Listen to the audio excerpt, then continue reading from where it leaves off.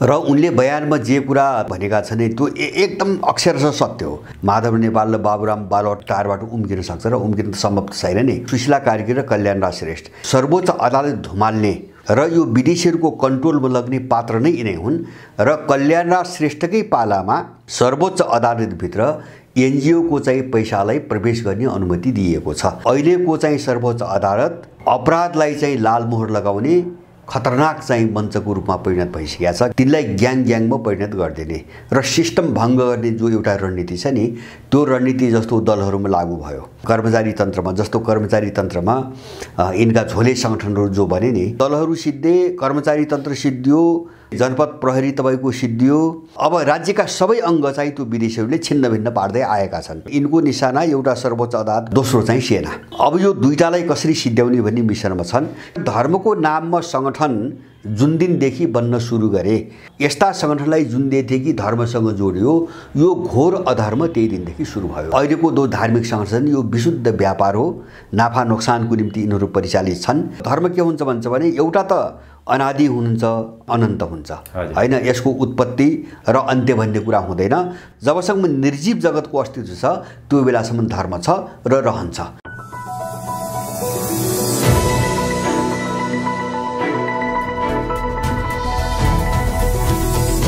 हिमाल online TV.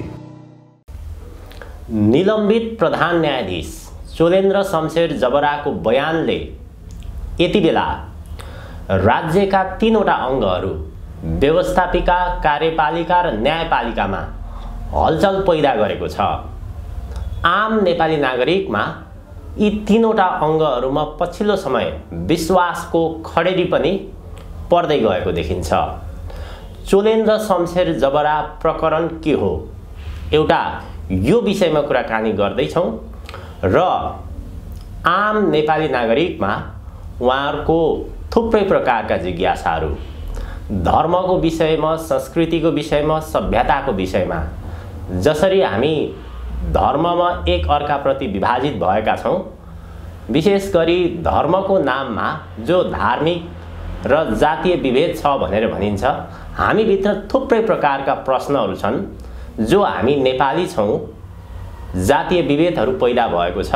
यो कहाँबाट आयो, यसको सुरुवात कसरी भयो, वास्तवमा धर्म के हो, संस्कृति के हो, सभ्यता के हो, यी सबै विषयको आज हामी चिरफार गर्दैछौँ। राजनीतिक विश्लेषक त्रिमूल नेपालका अध्यक्ष जो आफैमा एउटा चिन्तक हुनुहुन्छ, दर्शनशास्त्री हुनुहुन्छ, सबै विषयहरूलाई बडो गहिरो ढङ्गबाट अध्ययन, चिन्तन, मनन गर्नुहुन्छ, भरत दाहालसँग कुराकानी गर्दैछौँ। दाइ, स्वागत छ यहाँलाई। हजुर, धन्यवाद। निलम्बित प्रधान न्यायाधीश चोलेन्द्र शमशेर जबरा तिनै प्रधान न्यायाधीश हुन् जसले संसारमा आजसम्म कतै पनि नभएको अभ्यास परमादेशको सरकार जारी गरे। जसले परमादेशको सरकार जारी गरे, तिनै गठबन्धन सरकारले विभिन्न आरोप लगाएर उनलाई महाभियोग दर्ता गर्यो, पदबाट निष्कासन गर्यो, निलम्बित गर्यो। जबरालाई प्रधान न्यायाधीश पदबाट निलम्बित गर्नुपर्ने, हटाउनुपर्ने गठबन्धन सरकारलाई बाध्यता किन पर्यो र अहिले यो पछिल्लो समय जसरी निलम्बित प्रधान न्यायाधीश जबराले महाभियोग सिफारिस समितिलाई जसरी बयान दिइरहेका छन्, त्यो बयानको सङ्केत चाहिँ के हो, यो विषयलाई कसरी हेर्नु भएको छ दाइ? मैले यसलाई कसरी हेर्छु भन्छ भने, पहिलो कुरो तपाईँले एउटा कुरो भनिहाल्नुभयो, त्योभन्दा अगाडि अर्को एउटा कुरो म जोड्न चाहन्छु। चोलेन्द्रलाई प्रधान न्यायाधीशमा ल्याउनु हुन्न भनेर व्यापक रूपमा विरोध हुँदाहुँदै यिनीहरूले जबरजस्ती ल्याएको हो, पहिलो हाम्रो बुझ्ने कुरा। जो अहिले गठबन्धनमा छन्, अब सबैको सहमति भनौँ न, अब बाहिरबाट ठुलो विरोध भएको हो, यिनका धेरै कुराहरू निस्केका हुन्, तर यिनीहरूले टेरेनन्। प्रधान न्यायाधीशलाई ल्याए, त्यसपछि जस्तो सर्वोच्च अदालतबाट प्रधानमन्त्री नियुक्ति गर्ने सम्बन्धका कामहरू सबै गराए।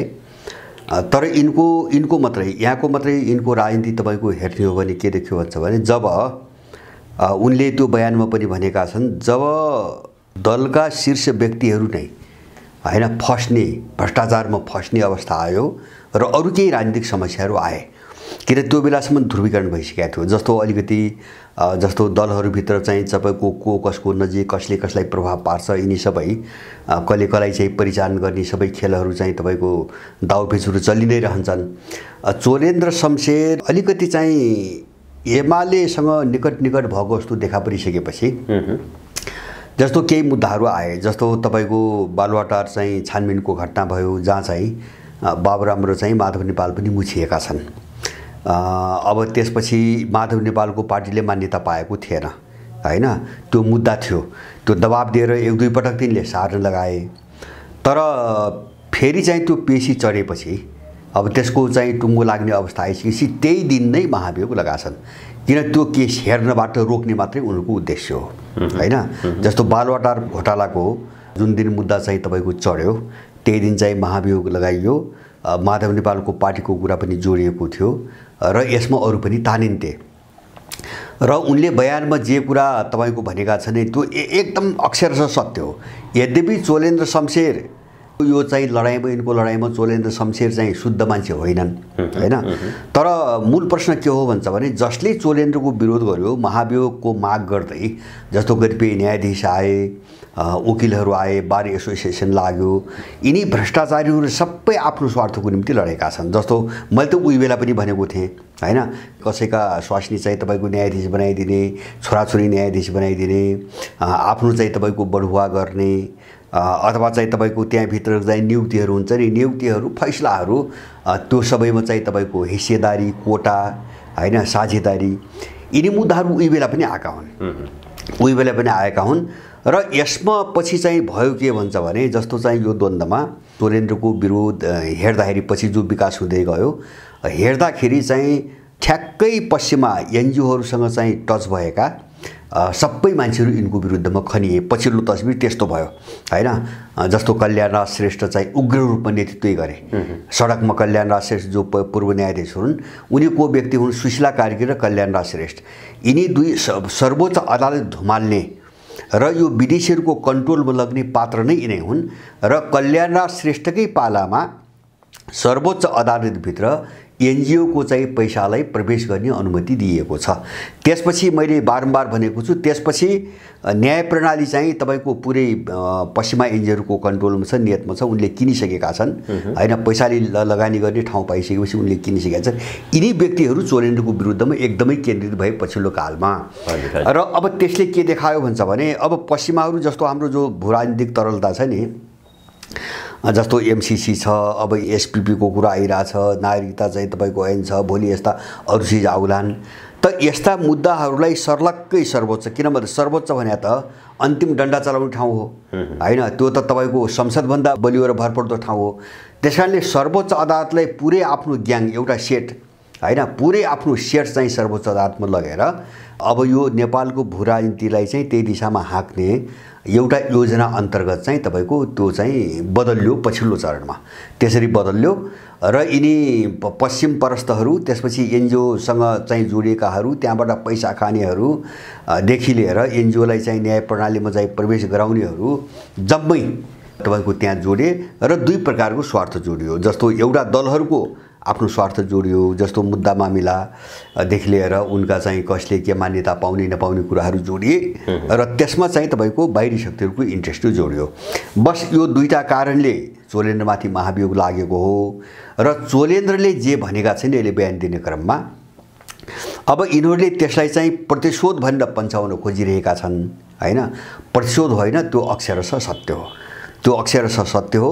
मेरो भाषामा भन्नुहुन्छ भने अहिलेको चाहिँ सर्वोच्च अदालत अपराधलाई चाहिँ लालमोहर लगाउने खतरनाक चाहिँ मञ्चको रूपमा परिणत भइसकेको छ। किन यिनीहरू जस्तो मानहानि भन्ने एउटा कानुन बनाएको छन् नि हैन, विरोधमा बोल्यो चाहिँ तपाईँको मानहानि, उनका कर्तुत अपराधहरूको भण्डाफोर गर्यो मानहानि, मान्छेको मुख थुन्न पनि सजिलो हुने यहाँबाट हैन।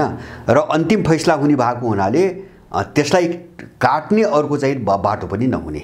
अब यो दुईटा कारणले गर्दाखेरि अहिले विदेशी शक्तिहरूको आँखा पनि सर्वोच्चमै परेको छ र यहाँका लुटेरा जो अपराधीहरू छन् नि यिनको आँखा पनि तपाईँको सर्वोच्चमै परेको छ। यो कारणले शिकार भएको हो। र अर्को एउटा यसको पाटो के हो भन्छ भने मैले 10 वर्षदेखि मैले भन्दै आएको छु जस्तो विदेशीहरूको एउटा रणनीति छ नेपाललाई कसरी चाहिँ नेपालमा भएका सबैतिरको सिस्टम तोड्दिने र जति पनि चाहिँ राज्यका निकाय अथवा राज्यभन्दा बाहिरका जति निकायहरू छन् तिनलाई ग्याङमा परिणत गरिदिने र सिस्टम भङ्ग गर्ने जो एउटा रणनीति छ नि त्यो रणनीति जस्तो दलहरूमा लागू भयो हैन। कर्मचारी तन्त्रमा जस्तो कर्मचारी तन्त्रमा यिनका झोले सङ्गठनहरू जो बने नि त्यसले गर्दाखेरि त्यहाँ कर्मचारी तन्त्रमा चाहिँ तपाईँको यिनको बार्गेनिङ सौदाबाजी हो, त्यहाँबाट कामै हुँदैन र त्यो यिनको चाहिँ तपाईँको ग्याङभित्र जुन मान्छे छैन त्यसको कामै हुँदैन। त्यहाँ कर्मचारी तन्त्र दलहरूको ग्याङमा परिणत भए, दलहरू चाहिँ सानसाना गिरोहमा परिणत भए हैन। जस्तो अहिले काङ्ग्रेस एमाले माओवादी देख्छौँ हामी, यिनी त पार्टी नै होइनन् हैन। यिनी त चाहिँ तपाईँको इन्ट्रेस्टको स्वार्थको सौदाबाजी गर्ने गिरोह मात्रै हुन्, गिरोहहरूको गठबन्धन हो यो। त्यस कारणले अब दलहरू सिद्धे, कर्मचारी तन्त्र सिद्धियो, जनपद प्रहरी तपाईँको सिद्धियो। अब राज्यका सबै अङ्ग चाहिँ त्यो विदेशीहरूले छिन्नभिन्न पार्दै आएका छन् र अब यिनले चाहिँ मैले तपाईँसँग पनि भनेको थिएँ यिनको निशाना एउटा सर्वोच्च अदालत मैले पोहोर पनि भनेको थिएँ, दोस्रो चाहिँ सेना हैन। अब यो दुईटालाई कसरी सिद्ध्याउने भन्ने मिसनमा छन्। सेनालाई यिनले 65 सालमा हात हालेका हुन्, नसकेको हो जस्तो कटवाल काण्ड भयो नि। सेनालाई त्यो बेला चाहिँ ग्याङमा टुक्र्याएर लडाएर जुधाएर ठ्याक्कै विदेशी शक्ति र आफ्नो तपाईँको झोलेहरूको झुन्ड बनाउने यो योजना पहिलो आक्रमण त सेनैमाथि भएको हो हैन। तर उनीहरू असफल भएपछि उनले कोर्स करेक्सन गरे, बाटो बदले र अब चाहिँ निजामती कर्मचारी हुँदै अरू चाहिँ तपाईँको राज्यका संयन्त्रहरूबाट पस्ने योजना बनाएका हुन्। अब चाहिँ सर्वोच्च अदालत आयो जस्तो कल्याण राजको श्रेष्ठमा मैले भने एनजिओहरूको लगानीको अनुमति कल्याण राज श्रेष्ठले यही गाडीले दिएका हुन्। त्यस कारणले जस्तो अब सर्वोच्चमा देख्नुहुन्छ नि त्यो बद्रीबहादुर कार्कीले चाहिँ सोलेनलाई टेर्दैन, सोलेनले बद्रबहादुरलाई टेर्दैन, अर्कालाई टेर्दैन, यो सब कहाँबाट आयो? दुईटा कारणले आछ। एउटा त हरेक एनजिओले हरेक मान्छे किनेको छ, अब पैसा खाएपछि उसको निम्ति उसको इन्ट्रेस्टमा काम गर्नु पर्यो पहिलो कुरा। दोस्रो कुरा चाहिँ तपाईँको सर्वोच्च अदालतमा दलहरूले कोटा बाँडेर दलहरूले सिफारिस गरेर न्यायाधीश नियुक्त गर्ने चलन चलाइएको छ। त्यसरी नियुक्त भएका मान्छे त्यहाँ धेरै छन्। जस्तो एमाले माओवादी काङ्ग्रेस मधेसवादी कोटाबाट पार्टीबाट निर्णय भएरै त्यहाँ न्यायाधीश भएका मान्छेहरू धेरै छन्। अब न्याय प्रणाली सिद्ध्याइयो, त्यो त चाहिँ न्याय प्रणाली सिद्ध्याउने खेल मात्रै थियो र बजेको तपाईँको सेना हो। जस्तो एसपिपीसम्म आउँदाखेरि अब सेना पनि कति दिन टेक्छ भन्ने स्थिति छ। माने यो रणनीति के हो भन्छ भने नेपालको चाहिँ जति पनि सिस्टम छ नि, जति क्षेत्रमा छ नि, सिस्टमलाई चाहिँ तपाईँको भङ्ग गरिदिने र चौतर्फी एउटा अराजकता, स्वेच्छाचारिता र दण्डहीनताको माहौल तयार पार्ने यो डिजाइनभित्र हो। चोलेन्द्र प्रकरण पनि मैले बुझेको छोटकरीमा यो चोलेन्द्र प्रकरणको विषयमा चाहिँ आम नेपाली नागरिकको प्रश्न पनि हुन सक्छ। जस्तै तत्कालीन प्रधानमन्त्री केपी शर्मा ओली हुँदाखेरि जसरी उनले संसद भङ्ग गरे, त्यो मुद्दामा चोलेन्द्र शमशेरले हुन त संवैधानिक बाध्यता होला उनलाई संसद बिउताए, तर त्यो बिउताउँदाखेरि चाहिँ जस्तै परमादेशको सरकार जारी गर्ने भन्ने त संविधानमा छैन, संसद बिउताइदिए मात्र पुग्थ्यो। जसरी परमादेशको सरकार जारी गरे नि त्यो चाहिँ अन्तर्राष्ट्रिय दबाब थियो अथवा त्यसमा व्यक्तिगत रूपमा चोलेन्द्रको पनि स्वार्थ थियो, के थियो त्यो? वरि यस्तो जस्तो स्वार्थ पनि छ। जस्तो यिनले आश्वासन दिएका हुँदा हुन्, जस्तै कतिखेर कहिले आश्वासन दिन्छ अनि चाहिँ तपाईँको अब कतिखेर चाहिँ विश्वासघात गर्छ। अब यो त यिनीहरूको बिचमा अनुमानै गर्न नसकिने कुरा छ हैन। जस्तो उनले जो संसद विघटन जो गरे नि, एउटा यसमा के पाटो जोडिया छ भन्छ भने जस्तो चोलेन्द्र शमशेरको आफ्नो महत्त्वाकांक्षा आफ्नोपन, उनी आफ्नोपन भन्छन्, म त्यसलाई महत्त्वाकांक्षा भन्छु। उनी राणा खलक हुन्, उनी सितिमिति कसैलाई नटेर्ने, मै हुँ भन्ने, अरूलाई नटेर्ने।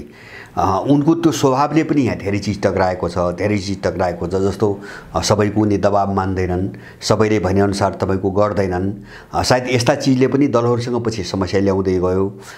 तर मूल रूपमा के हो भन्छ भने यिनलाई जे आश्वासन दिएको थियो, जस्तो ल्याउन त यिनले ल्याए नि, मैले पनि भने ल्याउँदाखेरि एउटा आश्वासन दियो।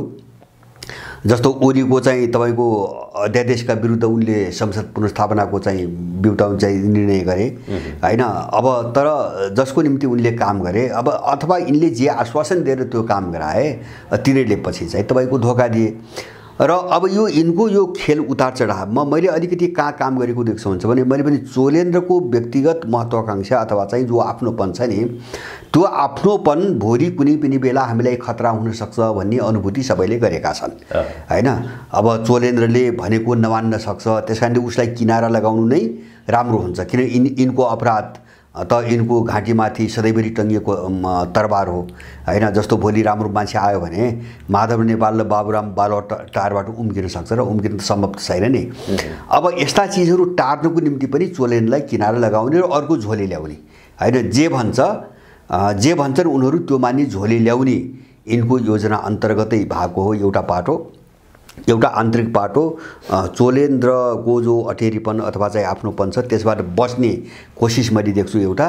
दोस्रो मैले भने नि अब यही अन्तर्विरोधमा खेले पश्चिमाहरू खेलेर उनले आफ्नो सेट ठ्याक्कै जस्तो उनको त क्युमा पनि छ नि अरू। अब एउटा जत्थै त्यो टिमै तपाईको सर्वोच्चमा चाहिँ मुख्य टिम चाहिँ खडा गरिदिन सक्ने हो भने सबै काम त्यहीबाट चाहिँ गराउन सकिन्छ र त्यो नै भरपर्दो हुन्छ भन्ने खालको एउटा यहाँको भू राजनीतिमा पश्चिमाहरूको रणनीति पनि हो, रणनीति बन्यो हो। यसमा इन्डियन पनि लागेका छन्, स्वार्थ धेरैका छन्। त्यसकारणले चोलेन्द्रमाथिको महाभियोगको मैले कुनै पनि अर्थ देख्दैन र मलाई अर्को के विश्वास भन्छ भने चोलेन्द्रमाथि महाभियोग पनि लाग्दैन, किन उनीहरूको प्रयास चोलेन्द्रलाई किनारा लगाउनु थियो हैन। उनको हातबाट मुद्दा झिक्नु मात्रै थियो। जस्तो अब धेरै समय छैन उनको, मैले सुनेको सायद 1.5-2 महिना कति बाँकी छ। अब उनी प्रधान न्यायाधीश भएर फेरि चाहिँ यो सबै केस हेर्ने स्थिति छैन। पार्टीहरूको दलहरूको मुख्य उद्देश्य चाहिँ उनलाई केस हेर्न नदिने थियो, उसले नफाओस् भने हेर्न नदिने थियो, त्यो भयो। अब महाभियोगतिर गए पनि यिनी पनि बस्दैनन्, त्यो पनि बुझ्या छन् हैन। जस्तो यिनीको हुन् कस्ता हुन्, यिनले के अपराध गरेका छन् त्यही चोलेन्द्रैसँग बसेर के अपराध गरेका छन् त्यो त चोलेन्द्रलाई त थाहा छ। त्यसकारणले त्यो चुनौती बिहोर्न यिनीहरू चाहन्नन्, बयान लिए जस्तो गर्छन्, यताउति गर्छन्। त्यसपछि अब उनको चाहिँ समय पनि सकिन्छ, अब सर्वोच्चमा जाने समय पनि सकिन्छ। त्यसपछि उनलाई चाहिँ बिदा गर्छन्, महाभियोग चाहिँ लाग्दैन। यो एउटा नाटक हो, यो अपराधीले जे गर्दै आछन् अहिलेसम्म देशमा त्यसको एउटा नाटक हो। अब यसले खासै कुनै परिणाम जस्तो एउटा वाकयुद्ध देखाइएको छ नि बाहिर नक्कली मिडियादेखि सबै जोडिया छन्, माफियाहरू मिडियाहरू सबै जोडिएका छन्। यो एउटा नौटङ्की हो। अलि पछि गएर यो चाहिँ तपाईको आफ्नै ढङ्गले चाहिँ साम्य हुन्छ। हजुर, अब समाजसँग जोडिएका त्यस्ता थुप्रै मुद्दाहरू छन्, यहाँले पनि आफ्नो व्यक्तिगत च्यानलमा उठान गर्दै आइरहनु भएको छ। राजनीतिको विषयलाई त हामीले निरन्तर कुराकानी गर्दै आइरहेका छौँ, तर यो समाजसँग जोडिएका विषयहरू छन् नि, यहाँले उठान गर्दै आउनुभएको पूर्वीय सभ्यता, पश्चिमी सभ्यता, त्यसमा धर्म संस्कृतिका कुराहरू यहाँले उठान गर्नुभएको छ। आम नेपाली नागरिकका यो सभ्यताको विषयमा, धर्मको विषयमा थुप्रै प्रकारका प्रश्न र जिज्ञासाहरू पनि देखिए। जसरी हामी पूर्वीय दर्शनमा विश्वास गर्छौँ, नेपाल अथवा यो एसिया भनेको चाहिँ पूर्वीय दर्शनमा, पूर्वीय सभ्यतामा आधारित छ, त्यो दर्शन अन्तर्गत चल्छ भनेर यहाँले पनि भनिरहनु भएको छ। र धर्मको सवालमा थुप्रै प्रकारका प्रश्नहरू, जिज्ञासाहरू, जसरी हिन्दू धर्ममा त्यहाँ जातीय विभेदका कुराहरू छन् भनेर भनिन्छ, नेपालमै पनि यसको व्यवहारिक पाटो हेर्ने हो भने ठाउँ ठाउँमा त्यस्तो प्रकारको घटना घटेकाहरू पनि छन्। हामी यी सम्पूर्ण विषयको आज विस्तृतमा कुराकानी गर्छौँ। धर्मबाटै सुरुवात गरौँ न। जसरी हामीले धर्म भनेर बुझेका छौँ, वास्तवमा धर्म भनेको चाहिँ के हो, त्यसपछि सभ्यताभित्र प्रवेश गरौँ हामी। होइन, मैले मात्र होइन, हाम्रो सभ्यताले व्याख्या गरेको है। जस्तो वैदिक सभ्यता, अब हाम्रो किराँत सभ्यता, धेरै चिज छन् यहाँ। अब यसको मौलिक स्वरूप के हो हुन्छ भने धर्म भनेको जस्तो प्रकृतिले जुन चिजलाई चाहिँ जन्म दिएको छ, सृष्टि गरेको छ, त्यो तपाईँको निर्जीव जगत भयो, जीव जगत भयो, वनस्पति जगत भयो हैन। यिनीहरूले आफ्नो शरीरमा जे धारण गरेका छन् हैन, अथवा प्रकृतिबाट जे गुण पाएका छन्, त्यो अनुसारको कर्तव्य निर्वाह गर्नुलाई धर्म भनिएको हो। धर्मको शाब्दिक अर्थ त्यति हो हैन, त्योभन्दा बढी धर्मको अर्थ छैन हैन। जस्तो सूर्यको धर्म उज्यालो दिने, ताप दिने, मान्छेको धर्म मानवता, वसुधैव कुटुम्बकम भन्छौँ नि हामी हैन, अथवा प्राणित्व भनौँ। अब जस्तो पानीको धर्म चाहिँ तपाईँको जीवन दिने, शीतलता दिने, चन्द्रमाको धर्म छ, वनस्पतिको धर्म छ हैन, जस्तो चाहिँ अब खाद्यान्न उपलब्ध गराउने। अब आफ्नो चाहिँ स्वभाव र चाहिँ तपाईँको गुण अनुसारको काम गर्नुलाई धर्म भनिएको हो। त्योभन्दा अर्को धर्म केही पनि छैन। मलाई लाग्छ त्यही कारणले जो प्राचीन सबभन्दा पुराना धर्म छन्, तिनी धर्म सबै धर्म प्रकृति पूजक हुनुको कारण त्यही हो हैन। जस्तो सबै धर्म, विश्वका सबै धर्म, तपाईँको यहाँको वैदिक चाहिँ तपाईँको एउटा चाहिँ युग हेर्नुहोस्, अथवा चाहिँ हाम्रो किराँतहरूको सभ्यता हेर्नुहोस्, अथवा चाहिँ बोनहरूको हामी हेरौँ, त्यो मात्र होइन, युरोपको पेगान सभ्यता भयो, अब चाहिँ तपाईँको अमेरिकाको इन्का सभ्यता भयो, दक्षिण अमेरिकाको माया सभ्यता भयो, स्लाभ सभ्यता भयो होइन, पूर्वी युरोपको स्लाभ सभ्यता भयो। जति पनि तपाईँको सभ्यतासँग जोडिएका चिजहरू हेर्नुहोस्, धर्मको जो नाम दिन्छ सबै प्रकृति पूजक छन् र तिनी बहुदेववादी छन्। बहुदेववादी भनेको के हुन्छ भने जस्तो प्राकृतिक तत्त्व त धेरै छन्, जस्तो छ माटो छ, पानी छ, जङ्गल छ, सूर्य छ, चन्द्रमा छ, ग्रहहरू छन् आदि इत्यादि। यिनी धेरै भएको हुनाले त्यो बहुदेववादतिर गयो होइन, बहुदेवता चाहिँ मान्नेतिर गयो। अब यिनी प्राकृतिक तत्त्व भएको हुनाले त्यो प्राकृतिक धर्म भयो। जस्तो देवता भनेकै के हो भन्छ भने देवता भनेकै जसले दिन्छ होइन, प्रकाशमान भन्छ त्यसलाई, त्यसको मूल शब्दलाई प्रकाशमान, दीप्तिमान, अथवा चाहिँ जसले साझा रूपमा सबैलाई केही चिज उपलब्ध गराउँछ बिना भेदभाव, त्यसलाई देवता भनिएको। जस्तो प्राकृतिक तत्त्वलाई देवता भनेर पुज्नुको कारण उनले चाहिँ सबैलाई चाहिने सबै चिज बिना भेदभाव उपलब्ध गराउँछन्। जस्तो पानीले तैँले मलाई खान पाउने तैँले नपाउने त भन्दैन होइन, सूर्यले चाहिँ तैँले चाहिँ मेरो प्रकाश चाहिँ तपाईँको ताप लिन पाउने तैँले नपाउने त भन्दैन होइन। अब देवता सबैको साझा हुन्छ, त्यो कसैको पनि चाहे कि निजी हुन्न अथवा कुनै पनि हो, त्यस्तो खालको एउटा तत्त्वलाई देवता भनिएको हो होइन। देवटबाट देवता भनेको देवता भनेको हो। तर पछि चाहिँ यिनीहरू सबै चाहिँ तपाईँको विकृत हुँदै गए, कालान्तरमा धेरै विकृत हुँदै गए। जस्तो अनि त्यसले के रूप लियो भन्छ भने प्रकृति पूजाबाट यो मूर्ति पूजामा आयो होइन। मूर्ति पूजा त धेरै, जस्तो हाम्रै कुरा गर्दा पौराणिक कालको कुरा हो, वैदिक कालमा मूर्ति पूजा छैन। पौराणिक कालमा आएर मूर्ति पूजाहरू बने, मन्दिरहरू बने। अब इस्लामतिर तपाईँको धेरै पछि चर्चहरू बने, मस्जिदहरू बने, उनीहरूका क्रिस्चियनहरूका चर्च बने। अब यिनी के हुन् भन्छ भने यिनी चाहिँ जसलाई उनीहरूले एउटा धार्मिक आस्था भनी बुझे, अब त्यसलाई सम्पन्न गर्ने एउटा विधि अथवा पूजा पद्धति हुन् यिनी होइन, पूजा पद्धति हुन्। जस्तो चाहिँ तपाईँको मूर्ति राखिन्छ नि, अब कुनै एउटा अमुक चिजलाई चाहिँ तपाईँको एउटा मूर्तिको रूपमा मूर्तिकरण गरेर होइन, अब त्यहाँ जाने एउटा बाटो खोल्यो मान्छेले। जस्तो मान्छेलाई एउटा चाहिँ बन्धनमा बाँध्नको निम्ति, नैतिकतामा जोड्नको निम्ति, अथवा उसभित्र एउटा चाहिँ नैतिक बोध, भयबोध जे भन्नुहोस्, डर त्रास उत्पन्न गरेर उसलाई ठाउँमा राख्नुको निम्ति यस्ता खालका साधनहरूको विकास पछि भयो होइन। जस्तो मन्दिर, मस्जिद, चर्च आदि इत्यादि साधनहरूको विकास पछि भयो। धर्मसँग यिनको लेनदेन छैन, धर्मको जो मूल चाहिँ शब्द अर्थ छ नि यससँग यिनको लेनदेन छैन। अब हामी कहाँ पछाडि तपाईँको अवतारवाद आयो, जस्तो चाहिँ तपाईँको विष्णुको अवतार राम भन्छ, कृष्ण भन्छ होइन, अवतारवाद पनि आयो। जस्तो चाहिँ कतै चाहिँ तपाईँको धर्मको नाममा सम्प्रदायवाद भयो होइन। जस्तो चाहिँ इस्लाम के हो भन्छ भने एउटा कबिला हो, एउटा ठ्याक्कै जाति हो त्यो होइन। जस्तो मोहम्मदले 13 वर्षसम्म जुन युद्ध गरी विरोधी कबिलासँग, उनी विजय भएपछि उनको कबिला को पक्षमा उनको अथवा त्यो कबिलाको एउटा नेताको रूपमा मोहम्मदको चाहिँ त्यो जो चाहिँ तपाईँको एउटा यशोगान तपाईँको गाइयो, त्यसैलाई चाहिँ त्यो कुरान, त्यसलाई इस्लाम भनिएको हो। अब यस्ता चिजहरू सबैतिर छन् होइन। अब यस्तो चाहिँ काम गर्ने मान्छेहरू सन्यासी, त्यागी, तपस्वी, मानवतावादी सबै हुँदहुन् आफ्नो क्षेत्रमा, त्यो आफ्नो ठाउँमा छ। तर यिनी देवता ईश्वर होइनन् होइन। मैले बुझेको, मैले मानेको यिनी होइनन्। यिनी चाहिँ मानव निर्मित जो पात्रहरू छन्, जो पौरुषेय भन्छौँ हामी, जो पुरुषको रूपमा, व्यक्तिको रूपमा जो मान्छेहरू चित्रण गरिन्छ नि होइन, यिनी न देवता हुन् न यिनी ईश्वर हुन्। यिनी एउटा चाहिँ तपाईँको कोही कस्तो हुने पनि, कोही चाहिँ एउटा पूजा पद्धतिमा आधारित छन्, अब कोही चाहिँ तपाईँको एउटा आफ्नो समुदायको उत्थानसँग आधारित छन्, कोही एउटा व्यक्तिको चाहिँ प्रभावसँग चाहिँ तपाईँको जोडिएको छ। जस्तो बुद्धको भयो नि होइन, उनको चिन्तन प्रणाली, उनको दर्शनसँग तपाईँको जोडिएको छ। यस्ता साहित्यहरू पछि धेरै बने। तर धर्मको मूल चाहिँ तपाईँको अर्थ यो होइन। धर्म भनेको आत्मकर्तव्य हो। मलाई के लाग्छ भन्छ भने मान्छे चाहिँ धर्मले जे व्याख्या गरेछ नि, तिम्रो कर्तव्य जे हो, तिम्रो गुण जे हो प्रकृतिले दिएको, त्यो अनुसार चाहिँ काम गर होइन। मान्छे यतिमा बस्दियो भने यो लफडा केही पनि संसारमा हुँदैन होइन। यो दङ्गा फसाद झगडा तेरो मेरो यो धर्म यो अधर्म आदि इत्यादि हुन्छ नि, यो केही पनि हुँदैन। बरु मलाई के लाग्छ भन्छ भने धर्मको नाममा यदि धर्म भनेको कर्तव्य हो र ईश्वर सबैको निम्ति साझा हुन्छ, देवता सबैको निम्ति साझा हुन्छ भने व्याख्या के छ भन्छ भने सबै धर्मले परोपकारको कुरा गर्छ, न्यायको कुरा गर्छ, मानवताको कुरा गर्छ, वसुधैव कुटुम्बको कुरा छ। लेखेको त त्यही हो तर मेरो भनाइ के हो भन्छ भने यदि लेखेको त्यो हो भने यिनी सङ्गठन के को निम्ति हो हैन।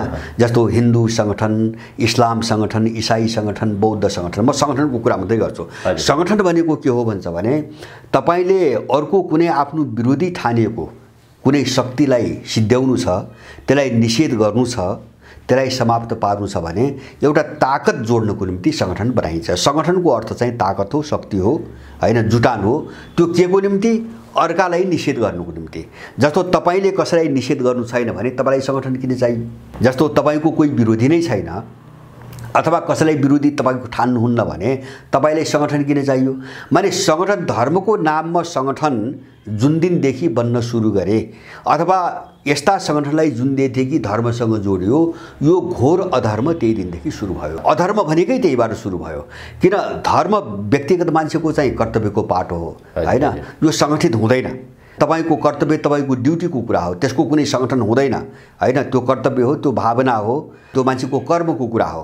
त्यसैले गर्दाखेरि जो सङ्गठनको रूपमा जो देखिन्छन्, मैले यसलाई धर्म मान्दैन, तर अब सबैको निम्ति त्यो बाध्यता भयो यो हैन। मैले भने नि पहिले यसलाई एउटा सम्प्रदायको उत्थानसँग जोडियो अथवा चाहिँ एउटा समुदायको उत्थानसँग जोडियो, अनि चाहिँ अब त्यसले चाहिँ एउटा राजनीति गर्न थालेपछि पहिले एउटा समुदायको द्वन्द्वसँग जोडिएर आयो, अनि पछि यसले राजनीतिको रूप लियो। हुँदा यसले अहिले यो त व्यापार भइसक्यो। अहिलेको जो धार्मिक सङ्गठन यो विशुद्ध व्यापार हो, नाफा नोक्सानको निम्ति यिनीहरू परिचालित छन्। त्यसकारणले गर्दाखेरि अब यस्तो चाहिँ तपाईँको एउटा दिग्भ्रमित सोचमा बाटोमा लागेर हामीले धर्मको मूल स्वरूपलाई बुझ्न सक्दैनौँ भन्ने मलाई लाग्छ।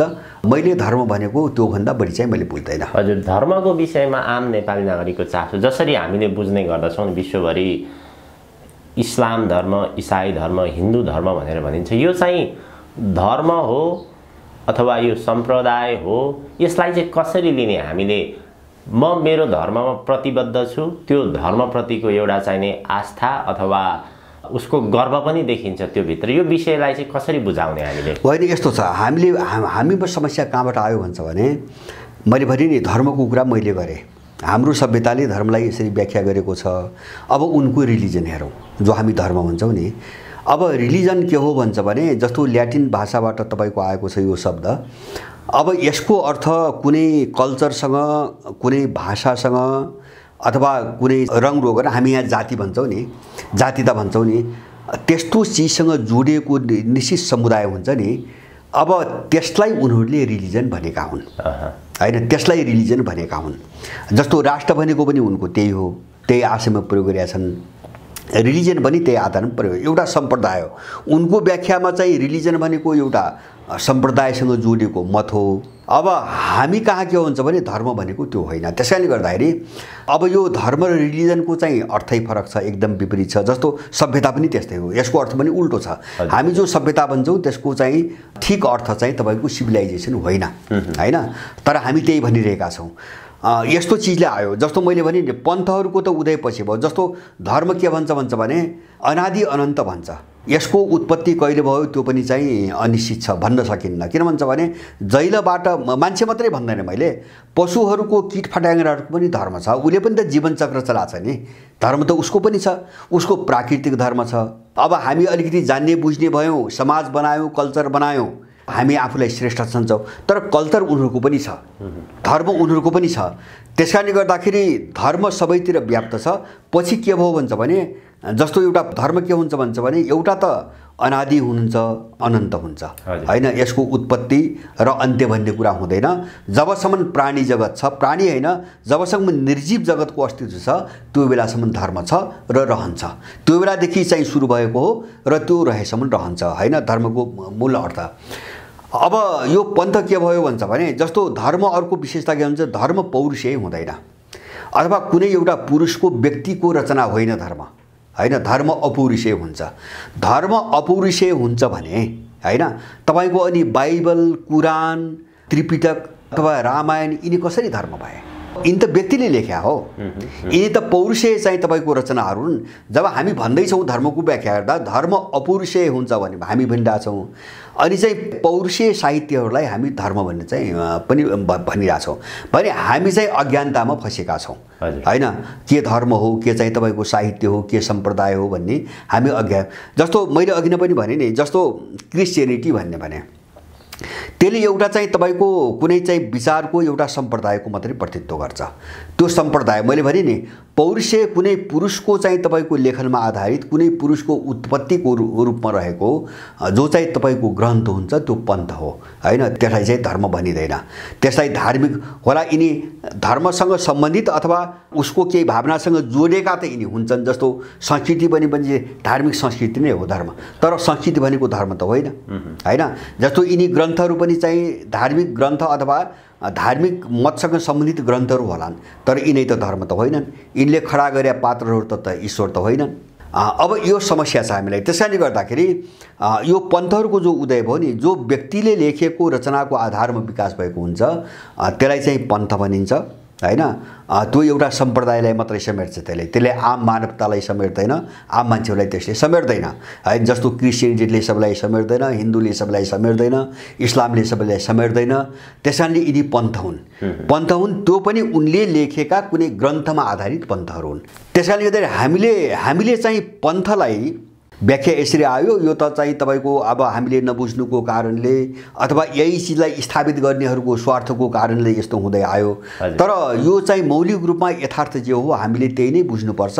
जबसम्म त्यो हामी बुझ्दैनौँ तबसम्म हामीले जो देख्छौँ नि धर्मको नाममा जो यो फोरी खेल हामी देख्छौँ नि, यसबाट मुक्त हुन पनि हामी सक्दैनौँ। नेपालमा यो हिन्दू धर्मको अलिकति चर्चा गरौँ। जस्तै के भनिन्छ भने नेपालमा 80% भन्दा बढी हिन्दू धर्मप्रति आस्था राख्ने, हिन्दू धर्म मान्ने मानिसहरू छन् भनेर भनिन्छ। हिन्दू धर्मको विषयमा कुराकानी गर्दाखेरि यहाँ चाहिँ हिन्दू धर्ममा जो जातीय विभेदको कुरा छ भनेर भनिन्छ, दलित छुत अछुतको कुरा छ भनेर भनिन्छ। कहीँ कतै हामीले समाजमा त्यस्ता घटनाहरू पनि देखेका छौँ। र जो 10 वर्षे माओवादी जनयुद्ध भयो त्यसका थुप्रै मुद्दाहरू थियो, त्यो मध्येको एउटा जातीय र धार्मिक विभेदको अन्त्यको कुरा पनि छ।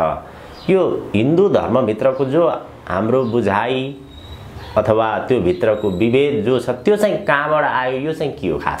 अहिले यस्तो छ, जस्तो हाम्रै सभ्यताको कुरा गर्नुहुन्छ भने है, हाम्रो देशभित्रका कुनै पनि सभ्यता, म एउटालाई भन्दैन, किराँत सभ्यता, वैदिक सभ्यता अथवा बोन सभ्यतामा तपाईँको जातिवाद त कुरा छोडिदिनुहोस्, तपाईँको वर्ण हामी 4 वर्ण भन्छौँ नि त्यसको पनि अस्तित्व थिएन होइन, छैन, हाम्रो सभ्यतामा छैन। यो पछि आयो। जस्तो वर्ण आयो तर त्यो कर्मको आधारमा आयो। जस्तो मान्छेले जे काम गर्छ काम अनुसार उसको चाहिँ श्रेणी विभाजन गर्ने। जस्तो शास्त्र ज्ञान, जस्तो अहिलेको दार्शनिक भन्छ, आदि इत्यादि वैज्ञानिक भन्छ, त्यो क्षेत्रलाई चाहिँ तपाईँको के भन्छ भने ब्राह्मण भनिएको हो होइन। अहिलेको जस्तो जात होइन ब्राह्मण भनेको। ब्राह्मण भनेको तपाईँको पढे लेखेका मान्छेहरूको तबका हो होइन, जसलाई तपाईँ दार्शनिक भन्न सक्नुहुन्छ, जसलाई विद्वान वर्ग भन्न सक्नुहुन्छ, जसलाई वैज्ञानिक वर्ग भन्न सक्नुहुन्छ होइन, त्यसलाई ब्राह्मण भनिएको हो। अब शासन गर्नेलाई क्षेत्री भनिएको हो। पौराणिक सभ्यतापछि वेदका पछिल्ला चाहिँ सायद शुक्ल यजुर्वेदमा मात्र यो वर्ण व्यवस्थाको कुरा छ, वर्णको कुरा छ। शुक्ल यजुर्वेद बाहेक अरू वेदहरूमा वर्णको कुरा पनि छैन, तर त्यो कर्मको आधारमा छ। त्यो त अहिले पनि छ। यिनको यो दलाल लोकतन्त्रमा हैन, त्यो विभाजन त यहाँ छैन। यहाँ के छ भन्छ भने एउटा सचिव छ, अर्को चाहिँ शाखा अधिकृत छ, अर्को चाहिँ नासु छ, अर्को चाहिँ पिउन छ। यो के हो? यो विभाजन हैन, यस्तै हो विभाजन। जसले चाहिँ अहिले जागिर खान्छ नि त्यही जागिर अनुसार उसलाई सम्बोधन गर्ने चलन चाहिँ पछि चल्यो हैन। त्यो नाजायज होइन। जस्तो त्यो अनुसार गरेन भने मान्छे तलमाथि हुन्थ्यो। जस्तो ब्राह्मणको कुलमा कुनै ब्राह्मणको परिवार छ अथवा कुनै दार्शनिक चिन्तकहरूको परिवारमा जन्मेको कुनै मान्छेले त्यो काम गरेन, त्यो बाटोमा लागेन हैन, ऊ शासन गर्ने बाटोतिर लाग्यो, व्यापार बिजनेस गर्नेतिर बाटो लाग्यो, अथवा सेवाको बाटोतिर लाग्यो। जस्तो जागिर भनौँ नि, शूद्र भनेको जागिरै हो त्यो बेलाको। यो तबकामा लाग्ने मान्छेहरू खस्थे, तल खस्थे हैन। त्यो ब्राह्मण भनेर उनलाई गनिँदैन थियो। अथवा चाहिँ कोही सेवामा काम गर्ने मान्छे थियो, जस्तो शूद्र थियो हैन, शूद्र थियो। शूद्रको मान्छे चाहिँ ध्यान ज्ञान तपस्या चिन्तनको क्षेत्रमा काम गर्यो भने त्यो ब्राह्मणमा जान्थ्यो हैन। तर पछि के भयो भन्छ भने, जस्तो तपाईँले अघि उठाउनु भयो, यो जन्मको आधारमा जातिवाद र छुवाछुत कहाँ आयो भन्छ भने यसको इतिहास झन्डै 1100-1200 भन्दा बढी भएको छैन हैन। जस्तो इन्डियामा के भन्छ र शङ्कराचार्यको मृत्युपछि शङ्कराचार्यको मृत्यु भएको अब 300-350 वर्षपछि इन्डियामा 5-6 जना चाहिँ तपाईको एउटा विद्वानहरू चाहिँ एउटा दार्शनिकहरूको तपाईको उदय भयो। जस्तो रामानुज भए, वल्लभ भए, आदि इत्यादि 5-6 जना भए। उनीहरूले एउटा नयाँ खालको मत प्रतिपादन गरे जसलाई वैष्णव पन्थ भनिन्छ हैन। हिन्दूभित्र हैन, हिन्दूभित्र चाहिँ धेरै थरी छन्। जस्तो अहिले त हिन्दू भने के हो अब मान्छेले बुझ्दै नसक्ने भइसक्यो। जस्तो तपाईको एउटा विकृति नि विकृति, जस्तो राधे राधे ओम शान्ति हरे, अब चाहिँ साई बाबा पनि हिन्दू, राम रहिम पनि हिन्दू हैन। के एउटा जेलमा छ नि एउटा आशा बापु के भन्ने, अब त्यो पनि हिन्दू। अनि चाहिँ अब यो त धेरै ठुलो विकृति आयो। तर अब हिन्दूको मूल स्वरूप के हुन्छ भने एउटा शैव मार्गीहरू छन् त्यहाँ हैन, एउटा चाहिँ वैष्णव मार्गीहरू छन्। अब वैष्णव पन्थ के हो भन्छ भने त्यो चाहिँ मैले भने इन्डियामा वैष्णव पन्थ धर्मको नाममा वैष्णव पन्थ उदाएपछि त्यसले चाहिँ समाजमा एकदम कडाइ साथ केही भेदभावहरूको सिर्जना गर्यो। जस्तो जातिभेद एउटा उसको मुख्य दुर्गुण, जातिभेद हैन, ठुलो जाति सानो जाति, अब त्यो पनि जन्मका आधारमा। अनि त्यसपछि तपाईको पूजाभेद हैन, कोही मन्दिर पस्न पाउने कोही नपाउने। त्यसपछि प्रसाद भेद, कसैले मन्दिरको प्रसाद खान पाउने कसैले नपाउने। अनि चाहिँ तपाईको लिङ्ग भेद, महिला भनेको पुरुषको दासी। यो सबै इन्डियन वैष्णववादको चाहिँ तपाईको विकृति हो, त्यहाँबाट निस्किएको विकृति हो। त्यसको असर जब नेपालमा पर्यो नि, नेपालमा समस्या त्यहाँबाट आयो।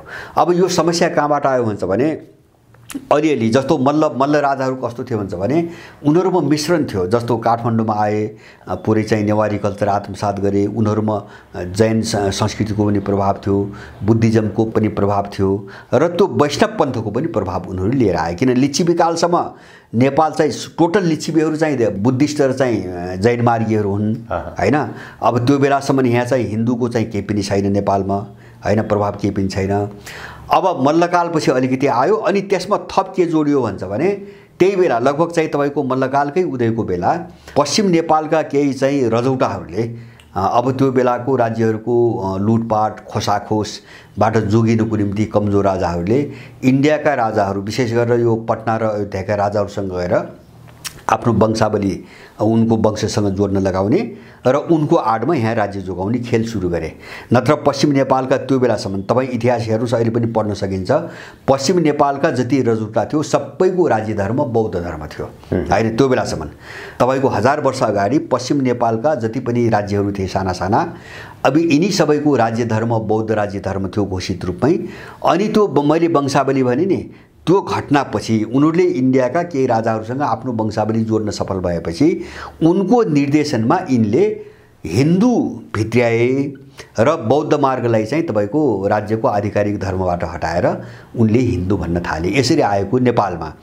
त्यसकारणले गर्दाखेरि अब यो जातीय छुवाछुत र भेदभाव हाम्रो उत्पत्ति न हाम्रो सभ्यताको उत्पत्ति न हाम्रो सामाजिक सम्बन्धको उत्पत्ति, किन हाम्रो सामाजिक सम्बन्धको पनि होइन। जस्तो चाहिँ यहाँको जो सोकल जनजाति, जसले जनजाति भन्छन् नि आफूलाई, अब यसमा त यो चिज छँदै छैन, कहीँ पनि छैन। बाँकी उनीहरूले आरोप, त्यस्ता मान्छेले आरोप लगाउने भनेको तपाईँको जस्तो खस समुदायमा थियो। खस समुदाय एकदमै प्रकृति पूजक हो हैन। अहिले पनि उनले आफ्नो कुल देवता भनेर मस्टोको पूजा गर्छन्। सबै खसहरूले चाहिँ के अरे 12 भाइ मस्टो भन्छन्, तीमध्ये कुनै कुनै मस्टोको पूजा गर्छन्, प्रकृति पूजकहरू हुन्। अलिकति कहाँबाट आयो भने मुगल साम्राज्यको कालमा इन्डियामा जात जोगाउने, धर्म जोगाउने, जनै जोगाउने भनेर इन्डियाबाट भागेका केही बाहुनहरूको तबका नेपालमा छ। अब एउटा विकृतिको भाग त्यो हो, त्यसभित्र खस बाहुन पर्दैन हैन। जस्तो एउटा चाहिँ इन्डियाबाट भागेर आएको सानो तबका छ जसभित्र खस बाहुन पर्दैन।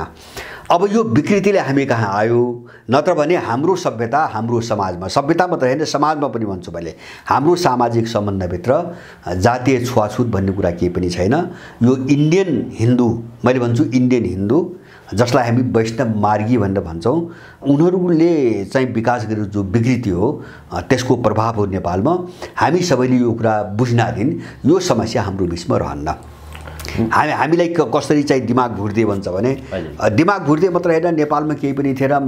मेरै बाको पालामा थाहा पाउँछु मैले, जसो इतिहासका किताबहरू सबै इन्डियामा लेखेका नेपालका सबै इतिहास पढिन्थ्यो, बाँकी धेरै किताबहरू मैले पढ्यौँ। यिनले यस्तो गलत चाहिँ तपाईँको अब इतिहास चाहिँ लेखेर पढायो नि अघिल्लो पुस्तालाई, पुरानो पुस्तालाई, कि त्यसले जो दूषित गरायो नि मानसिकता, त्यसको उपज हो यो हाम्रो सभ्यता र हाम्रो संस्कारभित्रको कुरा होइन भनेर चाहिँ हामीले बुझ्न जरुरी छ। नेपाल चाहिँ अब अरू राष्ट्रहरूभन्दा अलिकति फरक प्रकारको संस्कार संस्कृति भएको, यहाँ झन्डै 125 जात जाति भएको यो जो नेपालको एउटा चाहिँ छुट्टै पहिचान छ, त्यहाँभित्र जातीय विभेद छ कि छैन, अथवा पहिला चाहिँ जाति विभेद थियो कि थिएन, त्यसपछि कहाँबाट त्यसको सुरुवात भयो? होइन, यो जातीयता जस्तो तपाईँ भन्छौ नि, मैले भने जातीय छुवाछुत त वैष्णव पन्थको प्रभावबाट आएको मैले भने नि, यो 1200 भन्दा बढी भएको छैन नेपालमै। मैले मल्लकाल जुन बेला आयो त्यहीबाट सुरु भयो, बीजारोपण त्यहीबाट भयो, यो लिच्छवी कालसम्म पनि यहाँ छैन हैन। हामी यो कुरा प्रश्न बुझ्नुपर्छ नेपालको हकमा। अब हाम्रो सभ्यताको कुरा गर्नु छ भने हाम्रो सभ्यतामा त तपाईको जाति भन्ने शब्द पनि छैन, यसको अस्तित्व पनि छैन हैन। जस्तो वैदिक तपाईको साहित्य हेर्नुहोस्, अथवा चाहिँ तपाईको हाम्रो अरू चाहिँ किराँत साहित्यहरू हेर्नुहोस्, अथवा चाहिँ प्राचीन मान्यताहरू हेर्नुहोस्, कहीँ पनि चाहिँ तपाईको जातिताको गन्ध छैन, कहीँ पनि जाति। जस्तो पहिले कस्तो गरिन्थ्यो भन्छ भने जस्तो दस्यु अथवा दानव भनिन्थ्यो। हजुर हजुर, दानव भनिन्थ्यो, तर त्यसका आफ्ना अर्थ थिए, त्यसका आफ्ना अर्थ थिए। जस्तो विध्वंसकारी मान्छेहरूलाई चाहिँ तपाईको दानव भनिन्थ्यो। विध्वंसकारी जसले चाहिँ तपाईको विध्वंस मात्रै गर्छ, अर्काको बिगार्ने काम मात्रै गर्छ हैन, त्यसलाई चाहिँ तपाईको दानव भनिन्थ्यो। राक्षसको शब्द त्यसै गरी आएको छ। अनि चाहिँ तपाईको ठाउँ, ऐतिहासिक ठाउँ अनुसार परिचय गराइन्थ्यो। जस्तो चाणक्यकै पालासम्म पनि धेरै होइन, 2300 वर्ष अगाडिसम्म जस्तो एलेक्जेन्डर आए, इन्डिया आक्रमण गर्न आए, उनीहरूलाई यवन भनियो हैन, यवन भनियो। यवन उनलाई मात्रै भनिएको होइन कि त्यस्तो पश्चिम एसियाका सबै मान्छेलाई यवन भनियो हैन, यवन भनियो। अब त्यो एउटा भूगोलसँग सम्बन्धित नाम भयो।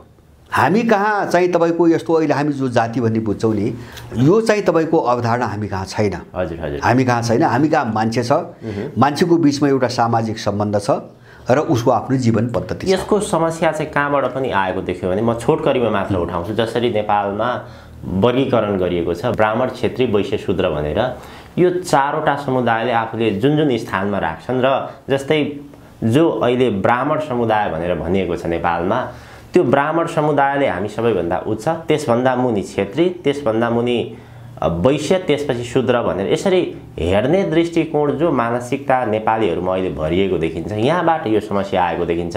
यसलाई उखाल्न सक्ने पाटो चाहिँ के हुन सक्छ? त्यसो भए होइन, मैले भने यो समस्या जस्तो वैष्णव पन्थकै असर हो। हामीले यो चाहिँ राम्ररी बुझ्नुपर्छ है। त्यो हिन्दू सिन्धु भनेर जस्तो भने त्यसले कति विकृति ल्याएको छ, हामीलाई कति असर गरेको छ, यो पाटोमा गएनौँ भने हैन हामी केही पनि बुझ्दैनौँ। एउटा यो समस्या इन्डियाबाट आएको पहिलो नम्बर 1 हामीले बुझ्ने।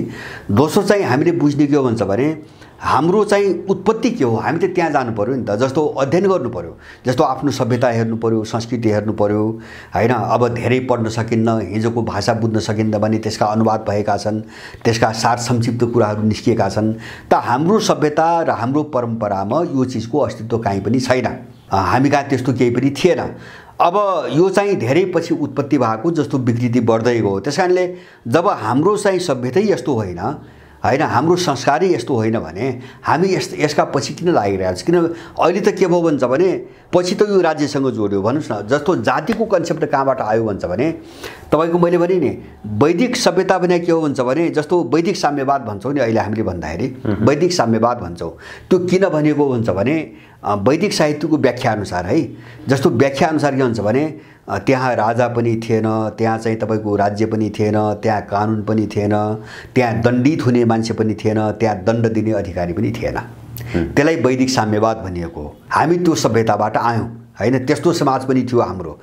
भनिसकेपछि अब जातिको कन्सेप्ट कहाँ आयो भन्छ भने जब राज्य गठन हुन थाल्यो, अब त्यसपछि जब पावर जोडिन्छ नि तपाईको सामाजिक सम्बन्धमा, राज्य गठन भइसकेपछि सामाजिक सम्बन्धमा जब पावर जोडिन थाल्यो नि, किन राज्यमा त समाजको एउटा तबका जानी भयो भनेपछि समाजमा पनि त्यो शक्तिको चाहिँ तपाईको अवयव फैलिन थाल्यो। अनि जातिताको कन्सेप्ट त्यहाँबाट आयो। यो पौराणिक कालको उदय हो, त्योभन्दा अगाडि छैन। पौराणिक कालमा पनि के छ भन्छ भने कर्मका आधारमा 4 वर्णको कुरा छ, त्योभन्दा अगाडि छैन। जस्तो अहिले छ नि त्यो पनि छैन पौराणिक कालमा। मैले भने अहिलेको जन्मको आधारमा जातीयता भन्ने कुरा त तपाईको 1000 वर्ष अगाडिको कुरा मात्रै हो। अब यसमा अर्को समस्या हामी कहाँ यसलाई मलजल कसले गर्यो भन्छ भने पश्चिमाहरूले भन्दाखेरि चाहिँ तपाईको यहाँ चाहिँ जातीय विभेद छ भनेर चाहिँ पैसा लगानी गर्ने, मान्छेलाई उचाल्ने, तर उनीहरूले यसलाई बलियोसँग चाहिँ राख्न खोजिरहेका छन् ताकि त्यो अन्तर्विरोध कायम रहिराकोस्।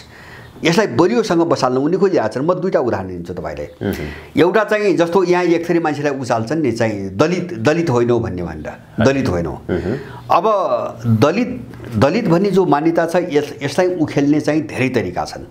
मैले यस्ता दलित भन्नेहरूसँग धेरै पटक भने मैले तपाईहरु आफ्नो थर जे हो, जस्तो यिनी सबै दलितको थर के छ भन्छ भने कसैको कोइराला, कसैको आचार्य, कसैको बेलबासे, कसैको दाहाल, कसैको भट्टराई, जम्मै थर यही हो हैन, किन त कुल त त्यही हो।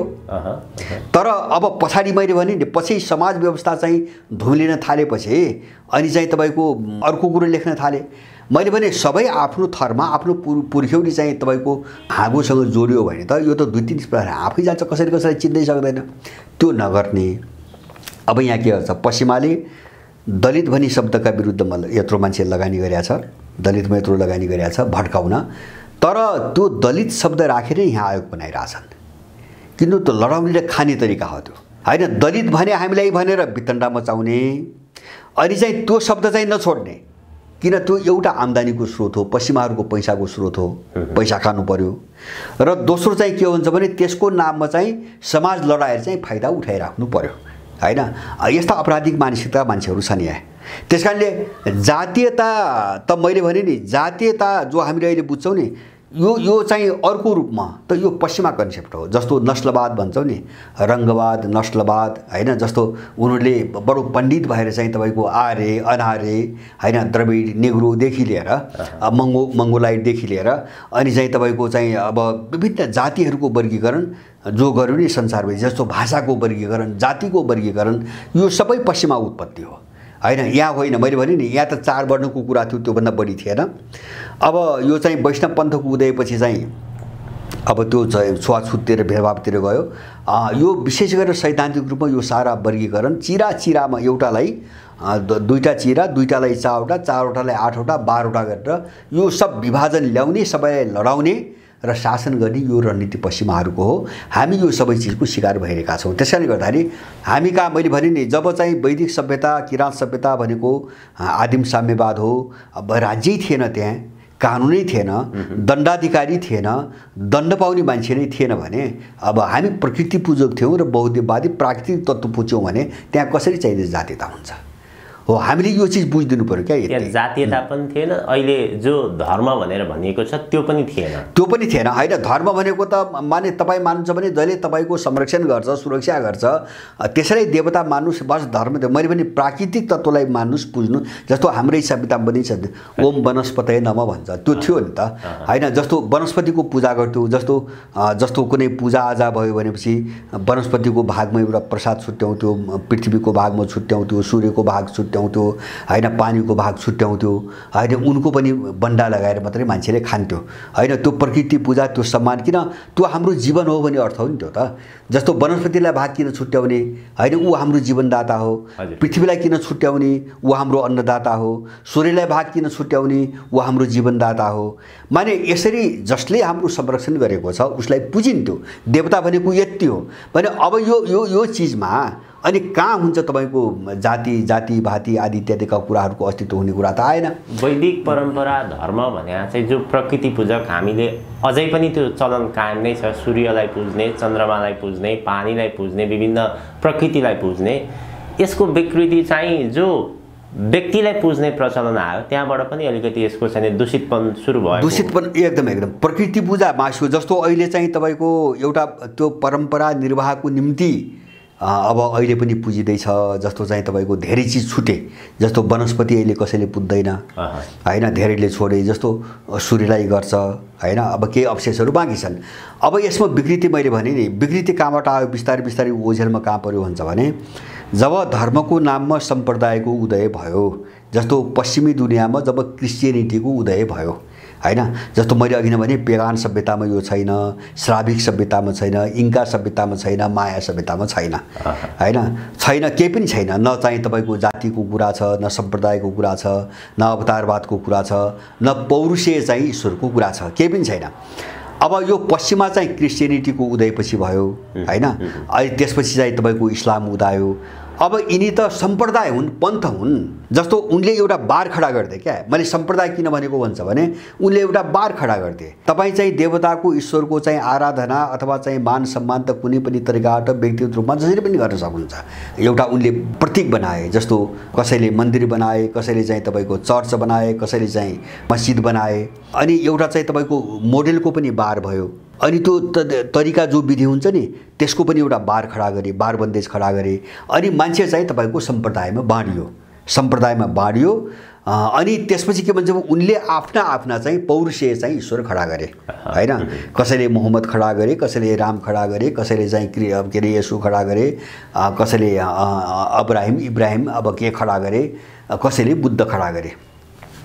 अब यो समस्या धेरै पछिको मैले भने नि हामी चाहिँ तपाईको के हुन्छ भने हामी चाहिँ तपाईको जबसम्म हामी प्राकृतिक तपाईको अब प्राकृतिक उत्पत्ति के हो भन्ने चीजमा जबसम्म जाँदैनौँ नि हामी त्यो बेलासम्म हामी यो कुरा बुझ्न सक्दैनौँ होला। यो जस्तो अहिले त के भन्छ भने रजनीश पनि भगवान, साई बाबा पनि भगवान, सबै भगवान भयो नि यो बढ्दै जान्छ। र मैले चाहिँ मलाई विश्वास छ अरु 200-250 वर्षपछि कार्ल मार्क्स पनि भगवान हैन, कार्ल मार्क्स पनि भगवान मानिन्छन्। अब किन भन्छ भने त्यो एउटा जडमतिवाद भन्छ नि, एउटा जो मतवाद हुन्छ नि त्यो मतलाई नै अकाट्य सत्य, कसैको मतलाई अकाट्य सत्य मान्ने जो चाहिँ स्कुलिङ हो नि त्यसैले हो चाहिँ भगवानको चाहिँ सृजना गर्ने हैन। जस्तो मतलाई जसले अकाट्य जब मान्न सुरु गर्छ नि हैन, अब त्यहाँबाट ईश्वरको उत्पत्ति हुन्छ, भगवानको उत्पत्ति हुन्छ। उत्पत्ति यसरी भयो। जस्तो चाहिँ कुरान अकाट्य, कुरानमा लेखिएको कुरा अकाट्य, अनि त्यसैले चाहिँ एउटा चाहिँ भगवान जन्मायो। बाइबलमा लेखिएको कुरो अकाट्य, त्यसैले एउटा चाहिँ तपाईको ईश्वर प्रभु जन्मायो। जस्तो अर्को ग्रन्थमा लेखिएको कुरो अकाट्य, बरु त्यस्तो कट्टरता अन्धरता हामी कहाँ छैन। यही हिन्दू भन्ने पनि त्यति। जस्तो रामकै विषयमा, कृष्णकै विषयमा आलोचना, पक्ष विपक्ष, तर्क वितर्क धेरै छ। अब त्यस्तो हुनु कारण के हुन्छ भने हाम्रो यो सभ्यता चाहिँ दार्शनिक सभ्यता हो, तपाईको छलफल बहसको सभ्यता हो, धेरै सहिष्णु छ। अब त्यसपछि उदाएका चाहिँ पन्थहरू के हुनुहुन्छ भने यिनीहरू ठ्याक्कै चिन्तन प्रणाली होइनन् कि ठ्याक्कै एउटा मतमा आधारित कट्टरता मात्रै हुन्। त्यसकारणले उनीहरूमा विकृति धेरै देख्छु मैले, असहिष्णुता देख्छु। किन त्यो मत मात्रै हो, त्यो चिन्तन प्रणाली पनि होइन हैन। तर हाम्रो वैदिक परम्परामा कसैले यही हिन्दू समेत आउँदाखेरि पनि धेरै सहिष्णु छ। आरोप प्रत्यारोप अथवा चाहिँ छलफल बहस पक्ष विपक्ष हैन। किन यो चिन्तन प्रणाली हो, मैले यति बुझेको छु यो चिन्तन प्रणाली हो, दार्शनिक प्रणाली हो, त्यसकारणले सहिष्णु छ र विरोधी तर्क गर्नेलाई पनि ठाउँ छ, सम्मानै गरिन्छ। जस्तो चारबाग दर्शन त्यस्तो भौतिकवादी हुँदाहुँदै पनि एउटा वैदिक परम्पराको एउटा हाँगो मानिन्छ हैन। जस्तो कपिलको दर्शन पनि चाहिँ भौतिकवादी हो, कणादको दर्शन पनि भौतिकवादी हो हैन। त्यत्रो सम्मान गर्छौँ हामी, लिन्छौँ। तर चाहिँ बाँकीमा यो पाउनुहुन्न किन उनी मत मात्रै हुन्, यो चिन्तन प्रणाली पनि होइन। जस्तो चाहिँ क्रिस्चियनिटी र इस्लाम मत मात्रै हो, त्यो जडता छ त्यहाँ हैन। मतवाद छ, अनि त्यो मतको विरुद्धमा जानुस् तपाईँ चाहिँ अधर्मी भयो, उनी सहन्नन् हो। अब यही धर्म जो भन्छौँ नि अहिले हामीले खोक्रो बाहिर देखिने आवरण, यसको चरित्रमा पनि धेरै ठुलो अन्तर छ। हजुर हजुर। अब योसँग सम्बन्धित थुप्रै प्रश्नहरू छन्, जिज्ञासाहरू छन्। जस्तै ईश्वरको सन्दर्भमा, देवताको सन्दर्भमा, यो अवतारको सन्दर्भमा, त्यसपछि जो राम कृष्ण बुद्ध यी यावत विषयहरू छन्, यसको विषयमा हामी छुट्टै कुराकानी गर्छौँ। यो उठान गर्नुपर्ने विषय हो, अर्को एपिसोडमा उठान गर्छौँ। अब हामी लगभग हामीसँग समय अलिकति थोरै भएको हुनाले यो सभ्यताको विषयमा कुराकानी गरौँ। यहाँले पनि निरन्तर सभ्यताको विषय उठान गरिरहनु भएको छ। सभ्यता भन्ने बित्तिकै सामान्यतया हामीले बुझ्ने चाहिँ पूर्वीय सभ्यता र पश्चिमी सभ्यता भनेर भनिन्छ। यो पूर्वीय सभ्यता भनेको के हो, पश्चिमी सभ्यता भनेको के हो, विश्व अब यो पश्चिमी सभ्यताबाट पूर्वीय सभ्यतामा फर्किँदैछ भनेर पनि यहाँले भनिरहनु भएको छ नि, यो चाहिँ के हो खास गरी? अब मैले दुईटा कुरा पहिले स्पष्ट पारिदिन्छु। पहिलो कुरो सभ्यता के हो, संस्कृति के हो, संस्कार के हो भनी व्याख्यामा धेरै मान्छेहरूका आफ्ना आफ्ना बुझाइहरू छन्, एउटै अर्थ यसको छैन। दोस्रो चाहिँ मैले प्रश्न पार्ने कुरो हुन्छ भने हामीले जे चिजलाई सभ्यता भन्छौँ त्यो र शाब्दिक रूपमै चाहिँ पश्चिमाहरूले भनेको चिजमा आकाश पातालको फरक छ, केही पनि मिल्दैन। अब सभ्यता कहाँबाट आयो भन्छ भने सभ्य मानिसहरू बस्न लायक अथवा सभ्य मानिसहरूको जमातबाट चाहिँ तपाईँको सभ्यता चाहिँ आएको हो। अब सभ्य हुन लायक अथवा सभामा बस्न लायक अझ भन्छ भने सभामा सबैको अगाडि सभामा बस्न लायक मान्छेहरूको समूहलाई अब समूहबाट त्यो सभ्यता पनि आयो। अब मैले यहाँ एउटा शब्द लाग्छु जस्तो पश्चिमावली सिभिलाइजेसन भन्छ, त्यहाँ सिभिल भन्ने शब्द छ होइन, नागरिक भन्ने शब्द छ। अब सभामा बस्न लायक भन्यो, यहाँ लायक भन्ने शब्द छ। यो लायक भन्ने शब्दले के बुझाउँछ भन्छ भने मान्छेको आचरणको कुरा बुझाउँछ, उसको आचरण उसको चरित्र क्रियाकलापलाई समेट्छ। सभामा बस्न लायक भन्ने चिजले, लायक भन्ने शब्दले, उनीहरूको सिभिल भन्ने शब्दले त्यो कुरा बुझाउँदैन, त्यसले बाहिरको रूप बुझाउँछ। जस्तो हामी सिभिलाइजेसन भन्दाखेरि मेसोपोटामिया, ह्वाङहो होइन, अथवा चाहिँ तपाईँको सिन्धु घाटी आदि त्यति कुराहरू छौ नि, तिनी नगर सभ्यताका कुराहरू हुन्। त्यहाँ मात्रै के छ भन्छ भने बस्ती कस्तो थियो, त्यहाँभित्र नहर व्यवस्था थियो कि थिएन, कुवा थियो, नहर थियो, बाटो थियो, बस्ती थियो, गुजमुज परेको थियो, बस्तीको वरिपरि विशाल चाहिँ तपाईँको गड्ढा होइन, दुश्मनको आक्रमणबाट बस्ने हुन्छ नि खाडलहरू, खाडल खनिएका हुन्थे। बस व्याख्या यही हो। त्यहाँ यस्ता मूर्ति हुन्थे, यस्ता चित्र हुन्थे, यस्तो भाषा थियो, बस यति हो। पश्चिमी सिभिलाइजेसन भनेको बाहिर चाहिँ मान्छे दुईटा विशेषता छन्। एउटा त त्यसले नगर बस्तीको कुरा गर्छ, उसले सहरी टाइपको बस्ती भनौँ न, अब एक ठाउँमा केन्द्रीकृत भएको एउटा बस्तीको कुरा मात्रै गर्छ सिभिलाइजेसनले, र दोस्रो त्यसको बाहिरी रूपको कुरा गर्छ होइन। तर हाम्रो सभ्यता मान्छेको आन्तरिक जीवनसँग जोडिएको छ, हामीले बुझ्नु आधारभूत भिन्नता यो हो। अब जस्तो मैले भने जस्तो सभामा बस्न लायक भनेपछि त्यसको चरित्रको कुरा आयो, गुणको कुरा आयो, त्यो योग्य छ कि छैन भन्ने कुरा आयो। त्यसैले हाम्रो सभ्यता मान्छेको स्तरसँग, मान्छेको चिन्तनसँग, उसको चरित्रसँग जोडिएका कुरा हो, त्यसको व्याख्या गर्छ होइन। उनको त्यो छैन नम्बर एक। अब म यसैसँग जोडिएको संस्कृति, कतिपय मान्छेहरूले सभ्यता र संस्कृति एउटै हो समानार्थी रूपमा पनि व्याख्या गर्ने गरेका छन्। म संस्कृति सम प्लस क्रि, राम्रो गर्नु होइन, राम्रो गर्नु अथवा परिष्कृत कृति नै संस्कृति हो, परिष्कृत कृति नै संस्कृति हो। एउटा चिज चाहिँ राम्रो गर्नुलाई संस्कृति शब्द त्यहाँबाट आयो, राम्रो कामलाई मात्रै हामी संस्कृति भनेका छौँ, त्यसभित्र नराम्रो पर्दैन हामीले बुझ्ने कुरा नम्बर एक विशेषता। दोस्रो यसको विशेषता के हो भन्छ भने संस्कृति पूर्ण हुन्छ। यो एउटा चाहिँ परम्परामा जुन चिजले जुन मान्यताले पूर्णता पाउँछ त्यो पूर्णतालाई संस्कृति भनिन्छ। दोस्रो चिज, पहिलो चिज यो चाहिँ तपाईँको आन्तरिक जीवनसँग जोडिया छ, मान्छेको आचार विचार र चरित्रसँग जोडिया छ। जस्तो हामी संस्कृतिको कुरा गर्दा के गर्छौँ भन्छ भने के खाने के नखाने, के गर्ने के नगर्ने, गर्न हुने के गर्न नहुने के। जस्तो हाम्रो खानपानमा पनि त्यही छ, पूजामा पनि त्यस्तो छ, खानपानमा जस्तो लवाई खुवाईमा त्यस्तो छ, सबैतिर हाम्रो आचारको कुरा छ। हाम्रो जीवन पद्धतिमा संस्कृतिको कुरा गर्दाखेरि सबै आचार छ। पश्चिमाहरू त्यो छैन, उनीहरूले सेरेमोनीको रूपमा मनाउँछन्, उत्सव मात्रै हो, उनको कल्चर भनेको उत्सव मात्रै हो। जस्तो तपाईँ क्रिसमस डे भन्छ नि होइन, अब फुल लिए के लिए गए होइन, नाचे गाए यताउति गरे, बाहिर रूप देख्यो, बस अरू त्यहाँ केही पनि छैन होइन। मैले भने आन्तरिक आचरणका कुरा त्यहाँ केही पनि छैन, आचरण सभ्यता त्यहाँभित्र छैन, आचरणको प्रश्नै छैन त्यहाँ एउटा उत्सव छ। पश्चिमा कल्चर भनेको उत्सव मात्रै हो, बाहिर देखिने उत्सव मात्रै हो। हाम्रो कल्चरको मुख्य विशेषता भनेको के हो भन्छ भने आचरण हो, त्यो गर्न हुने र नगर्ने कुरासँग जोडिएको छ र त्यो बढी आत्मिक जीवनसँग जोडिएको छ, भौतिक जीवनसँग होइन, त्यो मान्छेको आत्मिक आचरणसँग जोडिया छ। अब यो संस्कृति पनि चाहिँ अब यो मैले भने नि यो पूर्ण एउटा प्रणाली हो। जस्तो हामीले ब्लड कल्चर भन्छौँ नि, अस्पतालमा गएपछि ब्लड कल्चर गर्ने भन्छ, त्यो कल्चर भन्ने शब्दले के गराउँछ भन्छ भने उसको चाहिँ जीवनचक्र भन्ने हो। जस्तो रगतको जीवनचक्र ठिक छ कि छैन, अथवा रगत चाहिँ जसरी चल्छ नि त्यो सिस्टम ठिक छ कि छैन त्यो हेर्ने हो ब्लड कल्चर भनेको। त्यस कारणले संस्कृति भनेको होइन सिस्टम हो होइन, समाजलाई चलाउने सिस्टम हो, जीवन पद्धति हो, मान्छेलाई चलाउने चाहिँ तपाईँको एउटा प्रणाली हो। हामीले समग्र प्रणालीको जो पूर्णता हो त्यसलाई संस्कृति भन्यौँ। पश्चिमाहरूमा त्यो छैन, त्यो आत्मजीवनसँग जोडिएको छैन। दोस्रो चिज र तेस्रो चिज चाहिँ जस्तो संस्कार पनि उस्तै हो, तर संस्कार र संस्कृतिमा एउटा आधारभूत भिन्नता के हो भन्छ भने जस्तो संस्कार पश्चिमाहरूमा मैले देख्दिनँ, संस्कारै मैले देख्दिनँ। त्यस कारणले उनीहरूको प्रवृत्ति त्यो जङ्गली जो हामी देख्छौँ नि राजनीतिक क्षेत्रमा आर्थिक क्षेत्रमा हामी देख्छौँ नि, त्यस्तो किन हो भन्छ भने उनको एउटा सांस्कारिक इतिहास छैन। जस्तो क्रिस्चियनिटी एकैपटक चाहिँ एउटा साम्प्रदायिक रूपमा उदायो, जस्तो पेगान, स्लाविक, माया, इन्का आदि इत्यादि, त्यसलाई मासे। अब उनले जे आत्मसात गरे त्यहाँ त संस्कार त छैन, त्यो त जङ्गलीपना मात्रै छ, अर्कालाई मार्ने, लुट्ने, खाने, कमाउने कुरा मात्रै छ। त्यसैले पश्चिमी सभ्यता संस्कारविहीन सभ्यता हो, जसलाई सभ्यता भन्छन् है काम चलाउ भाषामा, त्यो संस्कारविहीन छ। त्यसकारणले उनीहरूको संस्कार नभएको हुनाले उनको तथाकथित जो संस्कृति छ त्यसमा मान्छेको आत्मिक जीवन छैन, त्यसमा आचरणको पाटो छैन। यो मूलभूत भिन्नतालाई हामीले बुझ्नुपर्छ। र अब मैले यहाँ के भन्न खोजेको हुन्छ भने संस्कार पनि त्यस्तै हो, तर संस्कार र संस्कृतिमा मूलभूत अन्तर के हुन्छ भने जब कुनै संस्कारहरूलाई मान्छेको ठुलो समुदायले आत्मसात गर्छ, किन संस्कार व्यक्तिगत रूपमा गरिने कुरा हो, संस्कृति सामूहिक हुन्छन्, हामीले यो बुझ्नुपर्छ हैन। जस्तो चाहिँ तपाईको हामी चाडबाडहरू मनाउँछ नि संस्कृतिहरू, यिनी सामूहिक रूपमा मनाइन्छन्, तर संस्कार व्यक्तिगत रूपमा गरिन्छ। जस्तो चाहिँ जन्मदेखि मृत्युसम्मका कुराहरू हैन, अथवा बीचमा आइपर्ने कुराहरू संस्कार व्यक्तिगत।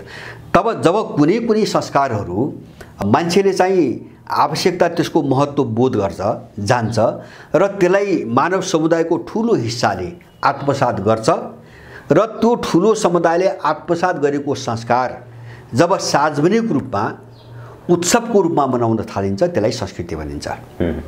संस्कृतिको दुईटा विशेषता हुन्छ, एउटा त्यो चाहिँ एउटा ठुलो समुदायसँग जोडिन्छ र दोस्रो त्यो एउटा सार्वजनिक एउटा उत्सवको रूपमा प्रकट हुन थाल्छ। तर संस्कार यो हुँदैन, संस्कार आन्तरिक हुन्छ, त्यो यिनको विशेषता स्वभाव एउटै हो। त्यसकारणले मैले भनेको नि पश्चिमी सिभिलाइजेसन जो हामी भन्छौँ नि, अब त्यसलाई चाहिँ अब तपाईँ कसरी बुझ्नुहुन्छ? मैले त्यसलाई सभ्यतै भनी बुझ्दैन हैन, त्यो एउटा इतिहास हो हैन, जो पश्चिमी सभ्यता भन्छौँ नि त्यो एउटा इतिहास हो र उनले व्याख्या गरेको सिभिलाइजेसन र हामीले भनेको सही सभ्यताको अर्थ एउटै होइन हैन। उनले बाहिरी पाटो, त्यो पनि बाहिरी पाटो नितान्त भौतिक पाटो हैन, जस्तो बस्तीको पाटो, नगर बस्ती, त्यहाँका मान्छेहरू, तिनको जीवन पद्धति र उनले प्रयोग गर्ने चाहिँ साधनहरूका कुराहरू मात्रै हुन्छन्। त्यहाँ मान्छेको आत्मिक जीवनको कुरा हुँदैन, मान्छेको आचार विचारको कुरा हुँदैन। त्यसलाई चाहिँ सभ्यताको पाटोभित्र जोडेर व्याख्या गर्दैनन्। पश्चिमी चाहिँ सभ्यता नै होइन, त्यो एउटा भौतिकसँग जोडिएको विषयमा एउटा इतिहासको पाटो हो, एउटा इतिहासको पाटो हो त्यो हैन। जस्तो इतिहासभित्र हुन त सभ्यता पनि इतिहासकै एउटा अङ्ग हो हैन, एउटा समयभित्रकै पर्छ त्यो पनि। तर पनि त्यो के हुन्छ भने एउटा भौतिक इतिहास, मान्छेको भौतिक इतिहास अथवा बाहिरी जे देखिन्छ त्यो इतिहास मात्रै हो त्यो पश्चिमी सभ्यता भनेको।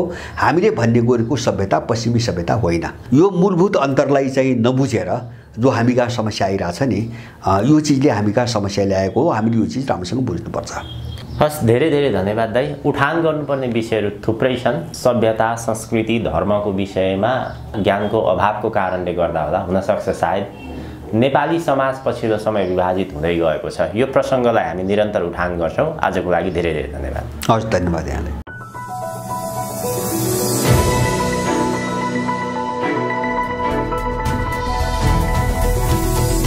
Himal Online TV